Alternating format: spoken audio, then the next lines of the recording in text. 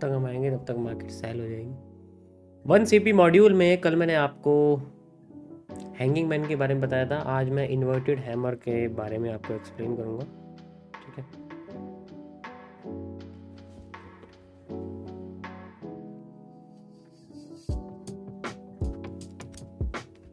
Welcome guys to MMC Phase 1 1CP module of CCP's complex candlestick pattern, and today's topic is inverted hammer.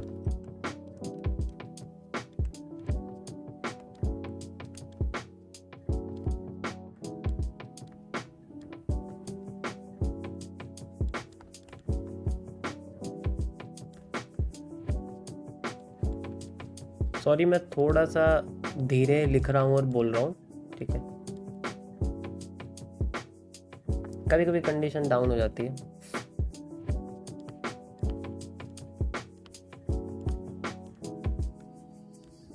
Inverted hammer देखो, ये बहुत powerful है। अगर हम लोग मार्केट में हमेशा ज़्यादातर सेलिंग्स के बारे में बात करते हैं। ठीक है, सेलिंग्स के बारे में मतलब ये दो तरीके से काम करता है।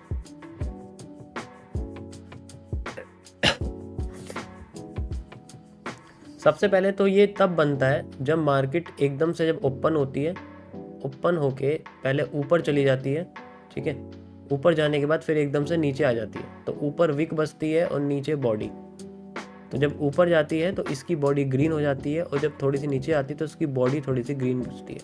ऐसे पैटर्न को हम लोग इन्वर्टेड हैमर कहते हैं। अब ये इन्वर्टेड हैमर इकलौता काम कम करता है, ये भी अपने साथ एक ना एक पैटर्न को इस्तेमाल करता है। ठीक है, तो इसके कई सारे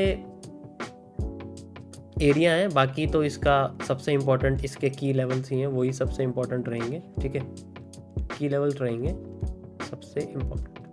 देखो, ये ज़्यादातर यूज़ होता है CBDR में, जो कि मैं आपको आगे बताऊंगा कैसे काम करता है ये।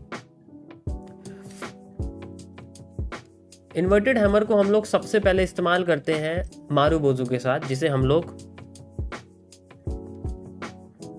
पॉजिटिव एनगल्फिंग बोलते हैं। ठीक है,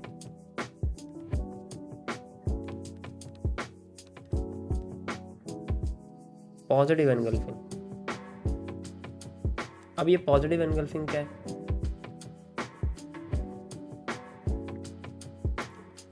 देखो, पॉजिटिव एनगल्फिंग बेसिकली आपकी होती है जब हम लोग इसमें जब ग्रीन कैंडल के साथ इसको यूज़ करते हैं, ग्रीन मारुबोजू होती है। ठीक है, तो ये भी उसमें पॉजिटिव एनगल्फिंग की तरह काम करती है। एग्जाम्पल के लिए, जैसे आपका एक इन्वर्टेड हैमर बनता है बॉटम पर इन्वर्ट, और इसके बाद इसका हाई क्रॉस हो जाता है, और फिर उसके बाद एक और ग्रीन कैंडल बन जाती है। This is also used as a positive engulfing, and believe me, ये आपके हैमर के साथ मारुबोजू में जो आती है, जो नॉर्मल पॉजिटिव एनगल्फिंग होती है हैमर वाली, उससे ज़्यादा ये मार्केट में दिखती है। वो रेयर केस में है, लेकिन ये ज़्यादातर दिखेगी, तो ये ज़्यादातर मार्केट में नज़र आती है। ठीक है, इसको आपको मैं चार्ट पे दिखाता हूँ, आपको दिख जाएगी। ज़्यादातर आपको यही देखने को मिलेगी। दिखाई दी? You grab the bottom. ठीक है, ग्रैब द बॉटम, और देख लो आप, और भी आपको दिखेगी, जितना चाहे उतना। We have to just see the bottom and we have this.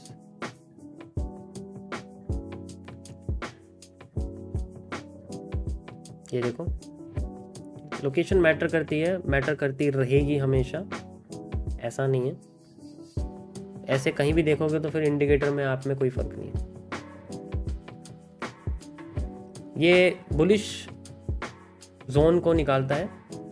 ठीक है, ये बहुत अच्छे तरीके से काम करता है, मैंने इसे कई बार यूज़ करा है।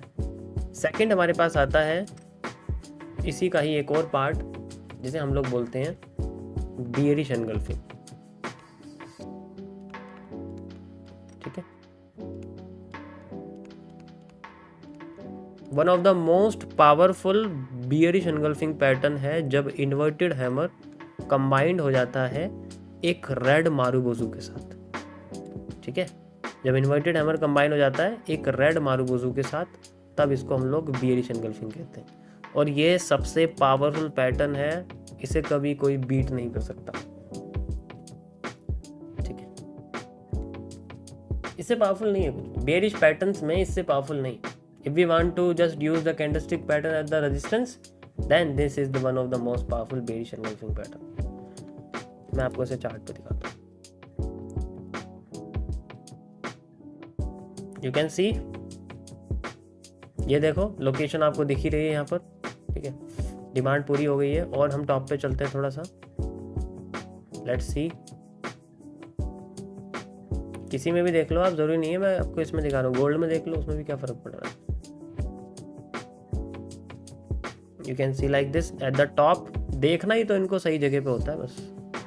You can see like this. ठीक है, उसके बाद आप और इसके लेफ्ट साइड में देख सकते हो। ठीक है, यहाँ पर आपको दिख जाएगा, ये देखो आप। ठीक है, ये देखो, ये देखो, तो कई सारे आपको इसमें दिखेंगे। डिपेंड करता है आप लोकेशन कौन सी देख रहे हो, लोकेशन भी मैटर करती है, करती रहेगी हमेशा। नेक्स्ट हमारे सामने आता है इसका सबसे इम्पोर्टेंट पार्ट, जैसे हम लोग आफ्टर इफेक्ट कहते हैं। ये भी आफ्टर इफेक्ट में काम करता है। थर्ड पॉइंट है हमारे पास,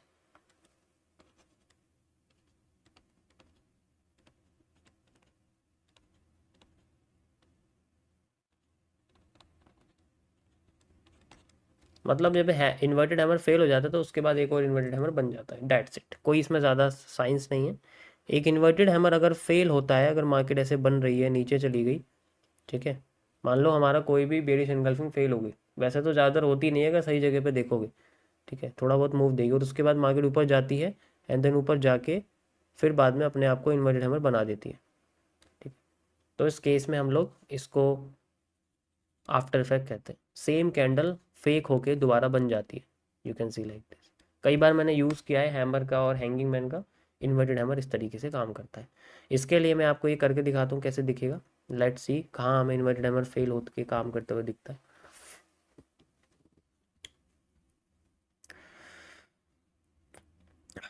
बॉटम पे भी ऐसे ही होता है। बॉटम पे भी अगर फेल हो जाए तो फिर बाद में वो अपने आप को बुलिश एनगल्फिंग के साथ कंटिन्यू करता है।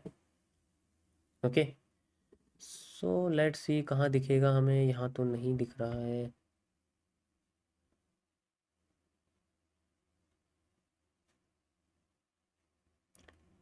ये देख सकते हो आप, ये दोनों देखो, ये आपको दिख रहे होंगे। ठीक है, ये भी देख सकते हो आप। एंड यहाँ पर तो नहीं है, यहाँ बना नहीं हुआ क्योंकि रेयर में है। बॉटम पे भी देख सकते हो, बॉटम पे आपको दिख रहे होंगे कई सारे। ठीक है, ये देखो यहाँ बने हुए हैं, ये यहाँ पर ही बने हुए हैं। अब इसमें कंफ्यूजन ये होती है कि अब ये डायरेक्ट बहुत कम दिखते हैं। ठीक है, यहाँ तो चलो डायरेक्ट फिर भी दिख रहे हैं, मुझे बहुत सारे दिख रहे हैं, आपको शायद ना दिखे। देखो टाइम आपको लगाना पड़ेगा इसमें। मैं अब करूँगा तो टाइम स्ट्रीम में यही ढूंढते ढूंढते टाइम बीत जाएगा सारा।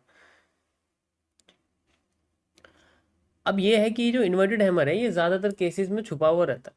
ये बनता कैसे?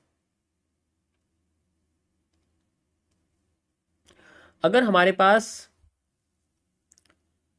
टॉप पर मार्केट में एक इस तरीके से या बॉटम पर मार्केट में एक इस तरीके से बड़ी सी ग्रीन कैंडल बनती है और उसके बाद एकदम से मान लो वो कैंडल नीचे गिर जाती है, अगली ही रेड कैंडल नीचे गिर जाती है, लेकिन उसके बाद ये इस तरीके से गैप निकाल देती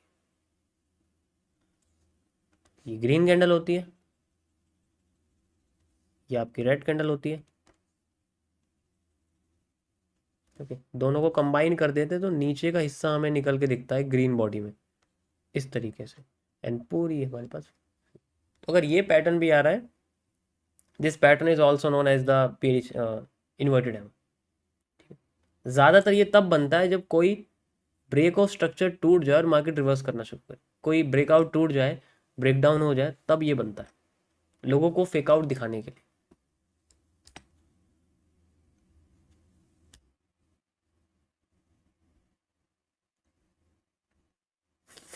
यहाँ तो नहीं है, लेकिन अगर लाइव में बनता तो मैं तुम्हें दिखा देता। यहाँ बना नहीं है बेसिकली। ठीक है, उसमें ग्रीन कैंडल बड़ी होनी चाहिए और रेड कैंडल थोड़ी, मतलब ग्रीन कैंडल बड़ी और रेड कैंडल छोटी होनी चाहिए।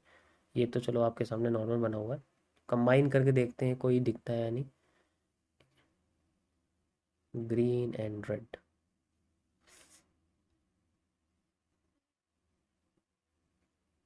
You can see inverted hammer base engulfing, ये देखो, ये दिख रहा है आपको, ये सेम यही है, ये ही बन रहे हैं, देखो बार बार यही आ रहा है। ये तो चलो, ये तो शूटिंग स्टार हो गया, छोड़ो इसको, लेकिन ये देखो, ये जो आपको दिख रहा है ये वही चीज़ है, ये रिपीटेशन हुआ है इसका, लेकिन ये सामने नहीं आया, देखो टॉप पे ही है ये भी अभी। हाँ, यही बन रहा है। तो इस तरीके से ये बनता है, मतलब थोड़ा रेयर में है, लेकिन ऐसा कि जहाँ हमें लगता है ना कि मार्केट अपने आप को रिवर्स करेगी, रीटेस्ट करेगी, उस जगह पे हमें वो नहीं दिखता जिसका हम इंतज़ार करते हैं। जैसे कि कल मैंने आपको कुछ कैंडल्स के बारे में बताया था, ये भी उसी तरीके काम करता है। अब इंतज़ार हम लोग इन्वर्टेड हैमर और बेरिश एनगल्फिंग का कर रहे हैं, लेकिन यहाँ ऐसा कुछ आया, यहाँ ये दोनों आए हैं। है ये बेरिश एनगल्फिंग ही, अगर इसको कंबाइन कर दोगे तो आपको यहाँ इन्वर्टेड हैमर दिखेगा, और इसके साथ ऐड कर दोगे तो बेरिश एनगल्फिंग बन जाएगा। ये मेरे पास एक ग्रीन कैंडल है, ठीक है, करके दिखाता हूँ मैं आपको।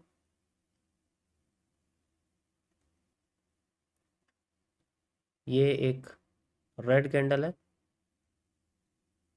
ठीक है, यू कैन सी, मैं इसको इसमें ऐड कर दूंगा। ये इसकी विक है, ऊपर से नीचे तक जितना ये ग्रीन कैंडल की विक है, यहाँ से यहाँ तक, ठीक है। ये दोनों इससे लिक्विड हो जाएंगे, एंड ये इसमें ऐड कर दूंगा, and we have the inverted hammer. अब इस इन्वर्टेड हैमर को इस कैंडल के साथ कंबाइन कर दो तो आपके सामने ये बेरिश एनगल्फिंग दिखेगी, ठीक है, और ये बिल्कुल हाई है, मार्केट यहाँ तक आई नहीं है और मार्केट नीचे चली गई है, ठीक है। थोड़ा कंफ्यूज कर देती है तो हम इसको यूज़ कर लेते हैं बेसिकली। अब देखो कितना नीचे चलेगी, मार्केट बिल्कुल ही नीचे आ गई है, तो ये चीज़, ओके, या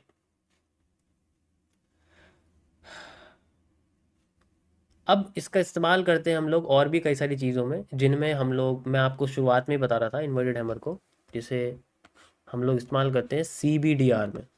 इसको हम लोग बोलते हैं कैंडल बॉडी डिके रिवर्सल। ये बहुत पावरफुल है और बहुत काम करता है मार्केट में, ठीक है। जैसे मार्केट में नीचे सेलिंग कैंडल्स बनती हैं, फिर एकदम से नीचे आती है, एंड देन यहाँ पर ये इस तरीके से बॉटम पे कैंडल बन जाती है, मतलब सपोर्ट पे या रिवर्सल एरिया पे या FVG पे या ऑर्डर ब्लॉक पे, किसी भी जगह पे। उसके बाद ये आपकी CBDR यानी कि ये रिवर्सल की तरह काम करती है इस तरीके से। कैंडल हम वही देखते हैं, देखते हैं हम पॉजिटिव एनगल्फिंग है, लेकिन एक तरीका होता है देखने का कि अगर कैंडल की बॉडी इतनी बड़ी थी, आगे जाके वो छोटी होगी, इसका मतलब यहाँ पर होल्डिंग वॉल्यूम कम हो गया, एंड देन जैसे छोटा हो गया मार्केट अपने आप को रिवर्स कर जाएगी। Got it? So this is the inverted hammer. जब तक 100 कैंडल नहीं देखोगे इन्वर्टेड हैमर की अलग अलग तरीके से, तब तक ही समझ में नहीं आए। मैंने 10 लाख देखी है, 10 लाख से ज़्यादा देखी, तो इसलिए अपने एक्सपीरियंस से बता रहा हूँ। बाकी आप अपना एक्सपीरियंस क्रिएट कर सकते हो अपने टाइम को स्पेंड करके, ठीक है। कल मैं आपको बताऊंगा इसमें नेक्स्ट, भाई देखो सबसे मेन जो कैंडल्स हैं वो मैंने आपको समझा दी। अब जितनी भी चीज़ें बनेंगी वो इन्हीं से मिलके बनेंगी। तो अब मैं रेफरेंस ही आपको समझाऊंगा, सबको इतना डिटेल में नहीं बता सकता, रेफरेंस ही आपको बताऊंगा। अब ये तीनों कैंडल ही सबसे इंपॉर्टेंट होती है, ठीक है, इन तीनों से मिलके ही सब कुछ बनता है। तो कल से मैं शुरू करूंगा आपका रिपीटेशन ऑफ स्ट्रक्चर, किस चीज़ को कहाँ से उठा के लगाना है, कैसे कॉपी करना है, कल से मैं शुरू करता हूँ आपका। वो सबसे मेन टॉपिक है आपका, कैसे मैं किसी भी जगह से उठा रहा हूँ, तो वो रिपीटेशन ऑफ स्ट्रक्चर कैसे देखेंगे हम लोग, उसके बारे में बात, क्योंकि मैंने आपको वर्ड्स बता दिए, अब सेंटेंसेस की बारी है, सेंटेंसेस समझने की बारी है, ओके। सो वर्ड्स मैंने आपको बता दिए हैं, अब हम सेंटेंसेस पढ़ेंगे, दैट्स ओके।